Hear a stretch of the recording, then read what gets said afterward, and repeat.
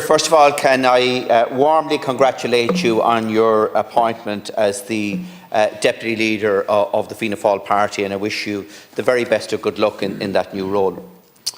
Minister, since the start of the year, I've been regularly asking the Taoiseach, the Taoiseach, the Minister for Health and the HSE about the future location of the Genomics laboratory currently based at Crumlin Hospital. This question arises due to the planned relocation of the Children's Hospital in Crumlin to the new National Children's Hospital site, but bizarrely without the transfer of the Genomics lab. And even more bizarrely, we have yet to get any answer as to where this laboratory is going to be based. Now, Minister, why is this so important? Well, for children with rare diseases, 30% of whom will never celebrate their fifth birthday, a diagnosis is absolutely vital if they are going to source a treatment to prolong their far too short lives. There is nothing worse than being unwell and not being believed, even though you know there's something fundamentally wrong, except, of course, when it's your child that's unwell. And then you're being dismissed by the doctors as just being an over-anxious parent.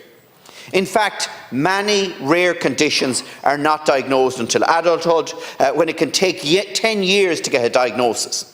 Over the interim years, incorrect diagnoses lead to very expensive and often pointless medical interventions, including psychological care, on the assumption that the symptoms are all in their heads.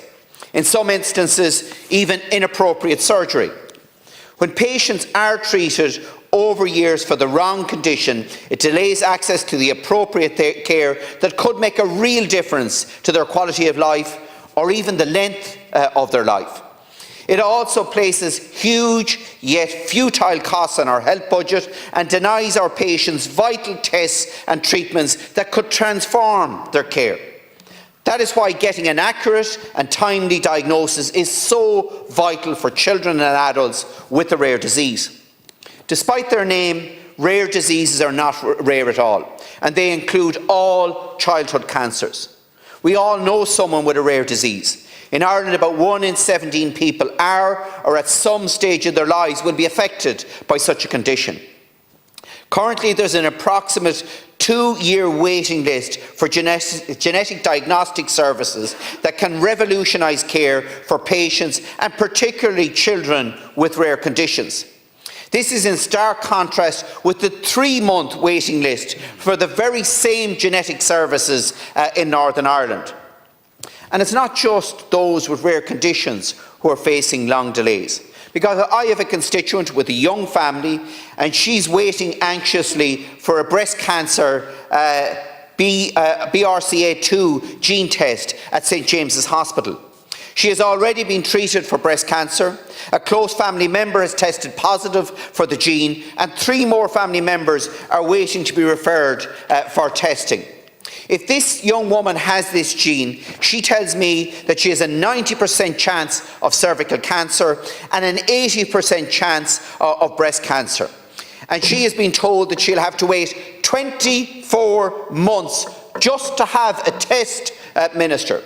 And these are life and death delays. What we require is a definitive answer as to where the existing genomic laboratory at Crumlin will be located when the Children's Hospital site closes. This new site must become the centralised centre of excellence for all genomic testing in Ireland for both young and old, instead of the current piecemeal approach with services scattered across this city and across this country. And currently, many of these samples are sent to Wales and Scotland for analysis, resulting in months of a delay for results. Minister, have we learned nothing from the cervical screening scandal? Thank you, Deputy Naughten. Minister. Thank you, Corlin, and I appreciate Deputy Naughten's kind words there at the start. And I'm taking this on behalf of the Minister for Health, Stephen Donnelly, and I appreciate you giving the government the opportunity to update the House on the important matter of the national laboratory capacity for genetics and genomics. It is important that we increase genomic laboratory capability in Ireland and invest in the infrastructure to drive this advancement. Genomic medicine is enabling a paradigm shift from a disease-oriented one-size-fits-all approach in healthcare to an approach that is more personalised, predictive, preventative, data-driven and cost-effective. An important element of this is developing a national approach to genomic testing in Ireland. In 2016, the National Genetic and Genomic Medicine Network Strategy Group provided a report to the HSE. This report outlined the future of genetic and genomic services in Ireland. It recommended that a national approach to clinical and laboratory genetics and genomics should be developed.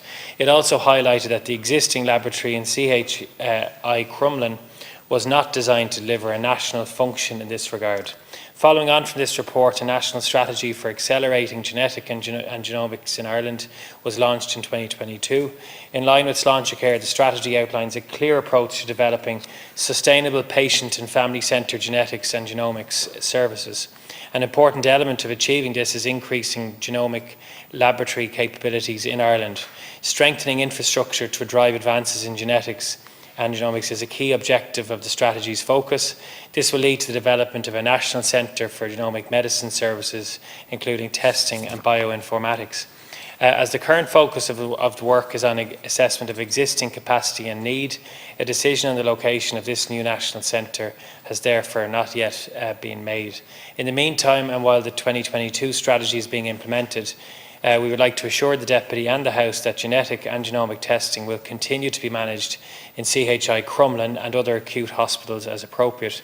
The Minister is fully committed to developing robust patient and family-centred genetics and genomic services in Ireland and increasing wider laboratory capabilities for the betterment of patient diagnostics and care. Thank you for your response. But the difficulty is, Minister, it's abundantly clear that genetic and genomic services are a low priority for the HSE when no lab capacity was provided for in the new Children's Hospital. We even have the announcement of the redevelopment of the Crumlin Hospital site as an elective hospital without anybody pointing out that this laboratory service was going to be forced to close to facilitate this new development. And Minister, this just isn't good enough. However, it also provides us as TDs and as a government with the opportunity to provide leadership and direct the HSE and the clinicians to centralise all genetic and genomic services onto a single site and develop a state-of-the-art service. This ensures not only that patients have access to timely results, but it can also expand genomic medicine in Ireland to become a global leader. For example, cancer, a disease of the genome, is caused by gene mutations that lead to uncontrolled cell growth. Genomics offers a promising avenue for cancer care, with about 5 to 10% of cancer-causing mutations being inherited. But we can now go much further because comprehensive genomic profiling identifies genomic alterations across cancer types, providing doctors with the information needed for personalised and precision medicine. As tumours grow, they shed cells into the bloodstream, and these can be detected by genomic sequencing. This liquid biopsy can detect hereditary factors, assist in cancer screening, aid in diagnosis and therapy selection, and monitor treatment. The future of genomics in cancer care is bright, Minister, with the development of personalised mRNA cancer vaccines. These vaccines, currently in clinical trials, use the same technology as the COVID-19 vaccines to prevent the spread of cancer cells and, as a result, vaccinate patients who can then remain permanently in remission. But without the laboratory testing facilities, we're denying Irish patients the opportunity to access this revolutionary cancer care. Thank you, Deputy Naughten. Minister. Thanks again, Deputy Naughten, for raising this important matter. And the National Strategy for Accelerating Genetic and Genomic in Ireland outlines a clear approach to developing a sustainable patient and family-centred genetics and genomics service.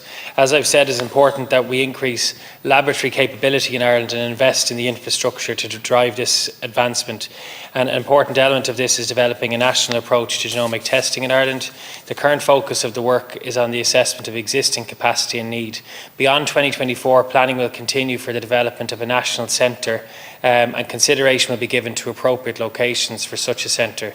A decision on the specific location has not yet been made. The development of a national approach will help build a service that is more efficient, future-proofed and sustainable. And I want to assure the Deputy in the House that the wider genetic and genomic testing will continue to be carried out at existing sites in the meantime. And I also want to reiterate the commitment of the Minister and the Government in improving these services in Ireland and creating a patient and family-centred, equitable service, and appreciate you raising this point.